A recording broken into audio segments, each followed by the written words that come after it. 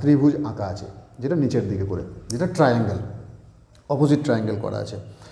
তো আপনারা দেখতে পাচ্ছেন যে এটাকে বলা হচ্ছে রুট চক্র। এই রুট চক্রের কালার কী তাহলে? এটার কালার হচ্ছে লাল। এটার অবস্থান আরেকবার বলে দিচ্ছি, আমাদের একদম স্পাইনের বেসে বা গ্রয়েন এরিয়া, মানে আমাদের সেক্সুয়াল এরিয়া, সেক্সুয়াল অর্গ্যান যে এরিয়াটা আছে সেখানটার এটার অবস্থান। আর সবথেকে গুরুত্বপূর্ণ বিষয় হলো, এটা যদি ইমব্যালেন্স হয় তাহলে আমাদের কী কী ইস্যুস হতে পারে লাইফে, কী কী সাফারিংস আমরা করতে পারি।